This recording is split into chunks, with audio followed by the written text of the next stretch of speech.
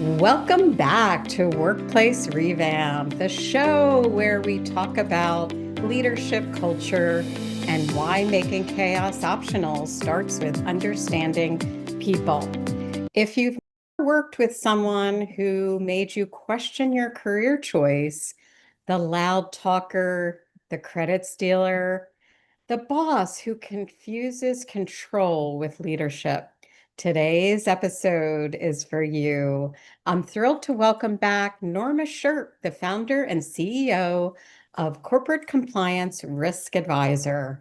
You might remember Norma from episode 9, where we talked about presenteeism. That conversation struck a chord with so many of you. We talked about why people show up physically, but check out mentally. This time, Norma's back to talk about her hilarious and painfully accurate book, Psycho Bosses and Obnoxious Coworkers: Lessons Learned from the Life in the Jungle. It's a funny, honest book about workplace personalities, from the peacocks who strut to the weasels who steal ideas, and what we can learn from them. Norma, welcome back. How are you? Morning, Renee. Thanks for having me back. I just giggle every time I hear the title. It's a great title. It definitely piqued my interest. Well, let's get started and let's start to talk about your why. What made you decide to write about psychobosses? Well, when I started my business, it kind of goes back to that. I had a shoestring budget and I wanted to market my services, so I created a blog called HR Compliance Jungle. And it had the little vignettes of things that go horribly wrong in the workplace, and then some suggestions, usually two or three. And one of the suggestions was always ludicrous of what you could do about it. So when I got more speaking engagements on HR topics, I had a marketing team by then, and they said, "Oh, you need to put your stuff together in a book and take it along as collateral to sell when you speak." And so I went through all of my blogs, and I had years of them by then. I don't know, about 4 or 5 years worth of it, where I had blogged every week. And I pulled out the ones that I liked, or that struck me as the funniest, and put them into the book. Okay, that's great. And it's funny because so many leadership books are more serious and procedural. Yours feels human. It's like Oh, yeah. HR version of we've all been there, right? So was there a specific workplace moment that inspired this, do you think? I don't know if it was a specific one. I think over the years, the different employers I had, at some point, I saw all of these personality types. And it struck me that instead of getting emotionally involved myself, which I had when I was younger, I started seeing the funny side of it. Almost like being an observer, the scientists standing back observing the lab experiment and what's going on in it. And that was kind of where I went back over a lot of things I had been through, and I thought, oh, now it kind of is funny when you look Yeah. at it. That's great. Is there one story that really, when you think back, makes you laugh?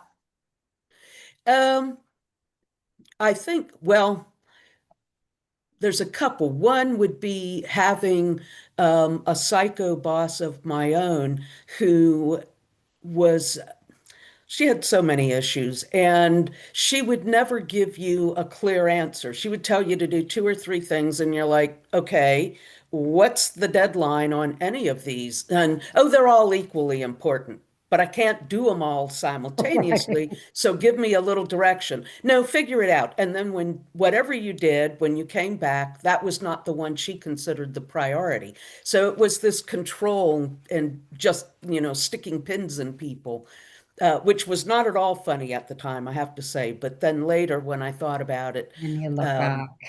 She became a model for a psycho boss very quickly. Yeah, I get that. It is a tricky tool. Did it ever backfire? Like, did people finally get the lesson once they laughed?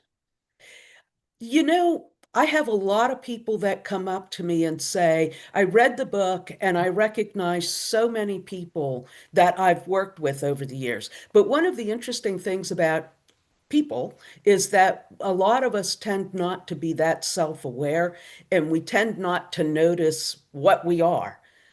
For Yeah, example, I wrote one about a Miss Piggy. Forget about you, it's all about moi. And I my love that. model for Miss Piggy came up to me at a networking event. And she was like, that Miss Piggy story. And I thought, oh my God, this person knows I used her. And she was like, you wouldn't believe the Miss Piggy I work with, and spent the next 20 minutes telling me all about this coworker of hers. And I thought, oh, wow, people just don't get it. We like to talk about in HR circles about emotional intelligence and all of that. But the fact of the matter is that most of us have grown older, but we're still very much on the playground and in middle school when it comes to how we deal with Oh, yeah. conflict. I absolutely agree. And I'm picturing my own workplace jungle, many different workplace jungles that I've worked in. So you do use animals to describe personalities, junkyard dogs, snakes, magpies, weasels, even Tasmanian devils. Where did that idea come from? Some of it comes from the whole humor angle. So when you read HR books, let's admit the majority of them are dull, boring, and uninteresting. Yeah. And it's just the nature of what it is. It's more about thou shalt not do this or that or the next thing. Nobody's listening.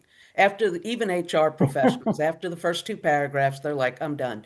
So I thought, use humor because people can relate. We're not laughing at people, we're laughing along with them because we've all been there with these sorts of people, even when we don't recognize ourselves as one of them. And so I had the animal theme because when I started my business, first of all, I named my blog HR Compliance Jungle, and I kind of think of the workplace as a bit of a jungle. And so I thought the animal team is something people can relate to. How many people have kids and they buy those gar animal outfits Yeah, so the animals help you match up if you don't have a right. sense of color and style? I think they should do that for adults. I've had a couple of guys Yeah. that I've worked with, one in particular, where we'd go, hey, your wife was out of town this week, wasn't she? And he'd go, yeah, how'd you know? Well, the orange shirt with the blue pants and the brown socks kind of gave it away. Oh God, that's so funny. Oh, I've definitely met a few peacocks and weasels in my jungle. So, how did you decide which animals matched up with these personalities? I think some of it is just old adages. Peacocks are known for being showy and out front and loud. Um, you talk about somebody being a backstabbing weasel. So it kind of went that way. Magpies are known for chattering. So if you have people who gossip endlessly, they've got to be magpies. Tasmanian devils, what do we think of when we think of them? Not the cartoon one, but real live ones. It always seems to be a picture of them with their mouths wide open, screeching at each other as they fight over something, food, space, whatever. And so I've seen more than one situation, like in the book, the Tasmanian Devils are two managers who had what should have been a minor misunderstanding, but because they didn't talk to each other, it blew up. And next thing you know, they were like Tazzies at each other's faces, never Okay. listening, screeching away. They sucked in their entire teams to be part of the whole feud. And the whole company started heading into a downward trajectory because customers weren't getting what they needed because the company was feuding internally. So that was kind of how the Tasmanian Devil one came about. Wow, yeah, that's so true. And I've seen that often where the leaders are fighting and it just When that Oh, happens yeah. and it trickles down to the teams, that Yep. partnership goes out the window. So pretty scary. What do you think about these behaviors now in this changed hybrid work? Do they change at all, or is still the same? Sadly, I don't think it changes. And the reason is because human nature doesn't change. I mean, right? We all read Antigone and Oedipus Rex and whatever. We're not getting out of it what the ancient Greeks got out of it, but we recognize the archetype of people that are in it. And so, because people don't change, the technology changes, the verbiage changes, but it's the same old basic human emotions coming in, screwing up whatever you're trying to do in the workplace, screwing up according to the boss, anyways. Yeah, that's so true. What story gets the biggest reaction when you speak about the book? I know you talked about the Miss Piggy, and that's a great story. I love that one. Is there any others that, people will come up to you and um, talk about most often? Yeah, the psycho boss. I feel Okay. like everybody has had a psycho boss at some point in their career. And it's hard to say why. Some of it is the Peter principle. You're technically good at one thing, so let's just promote you because you're good at it. And you don't have the people skills. Right. So you turn into a psycho boss because you're afraid of losing control because you don't really understand what's going on. And then some other folks are just, some people are just sociopaths and psychopaths. And if they become the boss, it's almost unbelievable how much damage they can do. So It's that one funny. really resonates. That's so funny. I feel like I saw a headline on Instagram. I scroll through Instagram and I saw something about like some crazy percentage of bosses are psychopaths, which Oh, is yeah. which was really scary to Yeah, see it's that. like doing strength finders, isn't it? Where Yeah. you have positive traits and negative traits, and what gets you to whatever stage of your career you have, your strongest point is often your weakest point because Yeah. taken to extremes, so psychopaths, it's all about me and my career and being successful, and I'll use who I have to single-mindedly get to the goal I want. And that works for a while, but once you're a boss and you don't want to share the credit, you don't want to treat people with any sort of human decency, even, then what made you the boss is now what's tanking your company. Yeah. Oh, that's so true. You've said in the book that several were women who modeled the behavior after bad male bosses. What do you think drives that?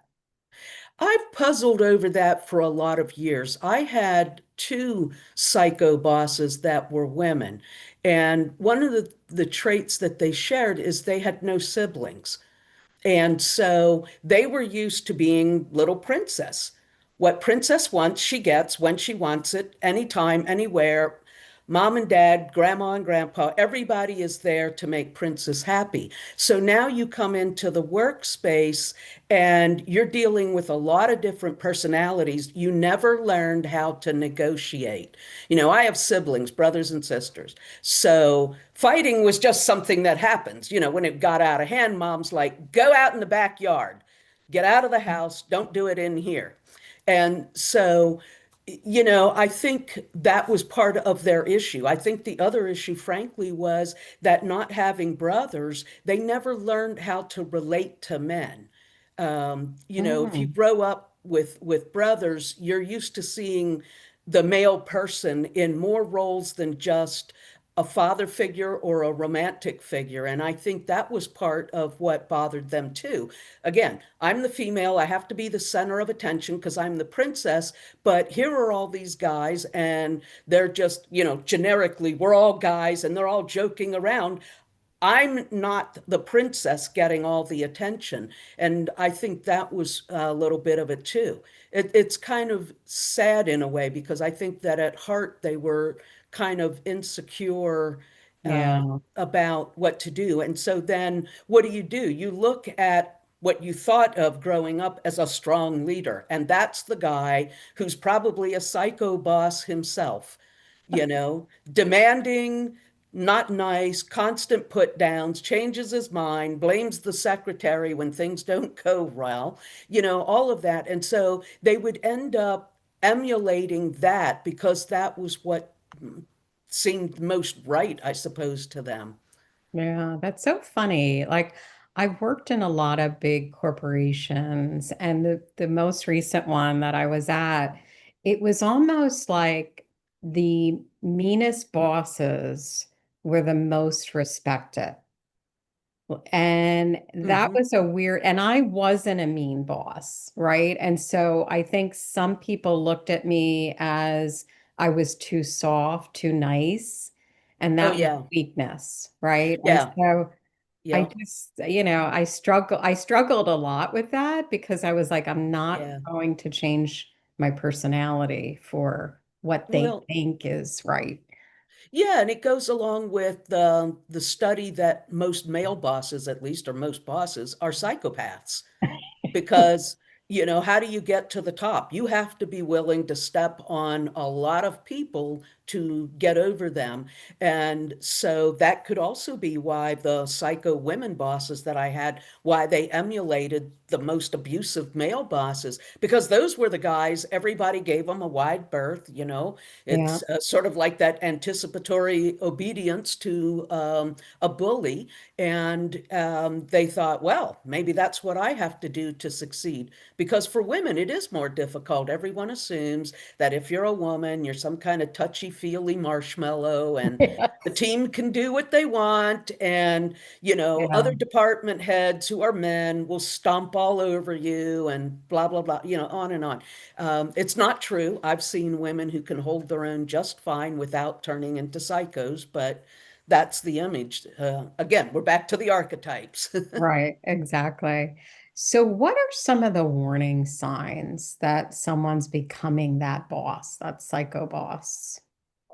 Or just Um, that you have one, because I've been places where I've really enjoyed working with someone, and then, maybe I was on a new project with them and I saw a different side, and it was really like, oh, wow, I thought this was a good person and I mhm. could work with them, and then they seemed psycho for like, right? Yeah, yeah. One of the stories is about a junkyard dog, and it's about a woman that when you just were hanging out with her, she seemed like a really nice person. But when she didn't get her way, well, it was really ugly and unbearable, just like a junkyard dog. And Yeah, so I think that's one of it. If you're working in a different department, and you just know somebody socially, you're like, oh, they're not so bad. And then you yeah, get stuck on a project or you get put on their team and you're subordinate to them. And then you start seeing all of that, the micromanagement, the constant put downs, I can't make up my mind, just like I was saying earlier about one of my psycho bosses. I'm going to give you three things, claim they're all equally important, and then blame you when they're not done by a particular time, which was never a realistic possibility. So those can be some of the warning signs. Just the word mercurial comes to mind. Just people who are uneven and unreasonable in how they approach things. oh, that's really good. And if you're stuck working for one, like you were and I was, like, what are some things I didn't always handle it well? I'm just going to be Neither right did out I. there. And but like, can we give our audience some tips of what they can do if they're in this situation? Yeah, later when I had subordinates of my own, I would sit them down and I'd say, look, I know a lot of things that don't work. So let's move on to what may. And one of the things was to not let yourself get triggered, as hard as that was, because I think part of what goes along with being a psycho boss is being a bully. And bullies love to keep prodding you where they know it's going to hurt, because that's how they get their jollies and maintain control. So, doing your best to not let your own triggers make you react to them, which then fuels their fire to keep coming back and doing more. And Right. so that's one thing. Try to stay as emotionally unattached as you can. I realized over time that it could help to just pretend that I was an observer in the room and not an That's active good. participant. And that gave me emotional and psychological space. Another thing to do is document the heck out of everything. Yeah. Keep those notes, because at some point, I saw a situation not too long ago where there was a psycho boss and he was going through the entire office just being abusive. And eventually, the the workers got together and they went to the board and they said, look, we've all individually put you on notice and you've done nothing. Now we're telling you it's all of us or him. And you can replace each of us, but you can't replace all of us at one time. Oh, So that's that great. was when the board was like, oh, we're about to have an organization that's hollow. And because of one person, we can replace an entire team or we can get rid of one person that we've heard nothing very good about. And so then the board got involved and took action.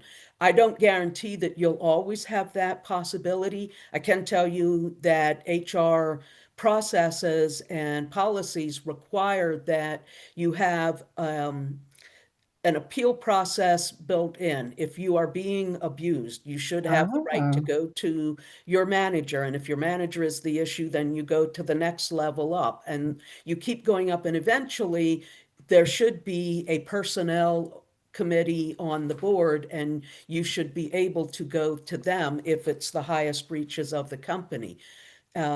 It's not something you want to do too easily, particularly going to a board, because that's like the nuclear option. If they think you're yeah. just a whiner, guess whose career is going into automatic, irretrievable reverse? Because boards will put up with a lot of psychos on the staff if those psychos are your leading rainmakers and Yeah. workers. So, yeah. Yeah, I've seen it a lot. I've been in the middle of it, and a lot of companies now have this code of conduct where you can Oh, yeah. call and do things anonymously, but I don't feel like it is anonymous. And if I Yeah. was in a situation where I was anonymous and then they said to me, well, we can't do anything if you're anonymous. I was like, well, I gave you the names, I gave you everything. Right. Why do you need my name? Right. So, I ended up giving my name and then it wasn't great. Right. Because then Right. you become not the victim, you become the villain in the story Hmm. because it was like, well, he's a great person, everyone likes him, so it must be you. Oh, yeah. Yeah. And that's, where I've struggled with that, um, in terms of, is this right? Is this the right process that companies should be following? Yeah, one of the things that I eventually decided for my career, anyways, was if I was stuck with a psycho boss and it looked as if the company was more interested in keeping that person because they were a rainmaker or, they're the Yeah. boss's child or nephew or niece or whatever, then it was time for me to brush up my resume. So come to work, keep your head down, spend all Yeah. of your energies on finding a better fit. Sometimes we run into workplace conflicts for no other reason than it ends up not being the right fit for us, for whether it's their corporate culture. I've had one place I worked where my personal and professional ethics just didn't ever quite align. I'm not saying they were doing anything that was illegal, criminal, or well, immoral, but it just didn't align. And I realized the longer I stayed there, the more miserable I'd get. And so Yeah. I bailed as soon as I could. Sometimes that's the best thing. For me, it was, and Hmm. definitely happier. It's just a shame that, and maybe you can touch on this, like, what can HR do differently? Because I felt like HR wasn't really helping me. They were kind of saying, well, you're angry. And I was like, well, I come to work every day. I do 110%. And I'm angry about the situation, but I don't show it. I don't come in every day angry. Do you know what I mean? And so I thought that was an Yeah. odd thing. And can you talk from an HR perspective a little Yeah, bit and about that's a that? tough one because I think HR departments and personnel come in two flavors. One flavor is I'm here to help the employees because they're the main asset in the business as well as the main cost center. Right. And then the other flavor is I'm here to represent management to labor. Yeah. And my goal is to not get my budget cut as a cost center because I annoy the bosses up the line. And so it's more important to keep the peace. If you've ever seen before Bill Cosby was disgraced, he used to do a routine talking about his youngest child throwing temper tantrums because she wanted something that belonged to a sibling, and his response as the parent was, just give it to her. She's got stuff of mine too, because all he wants is peace in the house. Well, Yeah. a lot of HR people are like that too. Right. They have to somehow discern which of the complaints are serious matters that really need to be addressed and how much of it is just a whiner. I had a coworker that would sit in my office every morning. I could set my watch by her. And Hmm. she'd come in and she had all these concerns, none of which had anything to do with her ability to do her job. And so I would say, have you considered trying this? Oh, no, that wouldn't work. What about this? No, that wouldn't work either. And so finally I had to say, until you have a particular solution, I don't see how I can help you. So I'm not sure why we're sitting here talking. And eventually I had to be even more blunt than that and basically say, look, I've had it. You don't want to fix the problem, so go back to your workstation and leave me alone. I mean, that wasn't the most diplomatic way, but I ran out of patience. Sure. So some HR people get burnt out to the point where that's kind of where they're at too. And they're just like, what do you think I'm going to be able to do? The guy's the chief rainmaker, and all of the management knows he's psychotic as heck, and they're not going to do anything because he brings too much money in. So now Well, you what? say, So it's a good point, and you're absolutely right. I've seen it so often in the workplace. Sometimes, a few times, I have seen those psycho bosses that let go. Very few and far between. It mm-hmm. sometimes happens. What advice can you give leaders who want to build a healthier workplace? I would start by reading Emotional Intelligence because you have to understand yourself. Most of us do not look in the mirror and say, I've had 6 jobs in 2 years. Everybody else is wrong. They don't look in the mirror and say, wow, the only common denominator is me. So what am I contributing to this chaos, and trying to learn from it and do better. Yeah. So I think it starts with becoming more emotionally aware of what you are and who you are. We all have good and bad traits. The second thing I'd suggest is reading Jim Collins' book, Good to Great. I Oh, mean, I it's love a that book. classic for a reason. What makes a company run well? Well, it's not psycho bosses, I can tell you. Oh God, I read that book probably over 15 years ago now. And it's funny, it was recommended to us by a bully boss. But you know what? I have to go back and read it. You just reminded me. So, Well, let's talk about the writing process because, it sounds like, you really took these stories and turned them into your book. And can you talk a little bit about how that happens? And, for some, like I wrote a book recently, it was similar.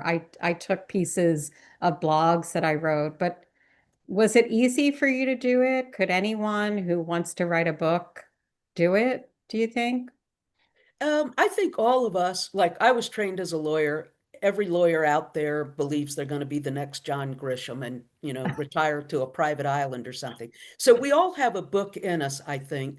Um, the process is different for everyone. For me, with Psycho Bosses, I had the blogs and then I organized them thematically and created the book around that. I wrote a second book where it was a different process, where it was basically writing like a thesis, and you just pound it out and then, again, organize your arguments and then go back and clean up the manuscript. So it depends. I mean, the first thing you need to do is think about who am I writing for? So for the Psycho Bosses, I was looking at a potential audience of HR folks, small business owners, and more generally, anybody out there who's ever been an employee. And I wanted to demonstrate my knowledge, my subject matter knowledge of employment law. But in order to get people to pay attention to the boring legal stuff, I had to make it interesting enough for them to read. Hence, Psycho Bosses, Junkyard Dogs, and Peacocks. And the animals and the humor drew people in, and then they recognized situations they had been through. And so they could say in the end, wow, that's someone who really does get it. And maybe we should hire her and her company to come help us fix some of our own issues. So that was the goal with Psycho Bosses. Oh, I love that. So practical, entertaining. It's almost like an HR wildlife guide. Yeah. So HR people love it. I still have them all these years later coming up to me when I speak at an HR event, and they're like, when you start your blog again, just let me know. Boy, have I got a good one for you. I love it, Norma. I really do. Do you think any chance there could be a Psycho Bosses too? I get asked that. I haven't had time to really focus on it, but it is something that's on my to-do list. One thing about the Psycho Bosses book is that it's hard to keep the material fresh, if you will. There's only so many human emotions, and Right. after a while, it can start seeming like we're on rerun here. Names have changed, but it's the same book. Like some very popular authors, they just have the same characters. They give them different names and a slightly different um, background Book. situation. And yeah, so yeah, I think about it. And if I can come up with a clever enough way to do it, I might do a Psycho Bosses too. Oh, Norma, it's really a joy having you on. You have such a great sense of humor and so much knowledge about the workplace. So for our audience listening in, you really got to take a look at Psycho Bosses and Obnoxious Coworkers. I'm going to put the link. It's on Amazon. And also you can connect with Norma at normashirk.com. I'll also put that in the link. If you loved episode 9 about presenteeism, the conversation is the perfect sequel, and you can still take a look at episode 9. It really did well, Norma. We had a lot of views on it, and I shared it on LinkedIn, and it definitely got a lot of um, engagement. So I Oh, really great. thank you so much for being here. And until next time, I'm Renee Madden, and this is Workplace Revamp, where we turn chaos into clarity, one real story at a time. Thank you.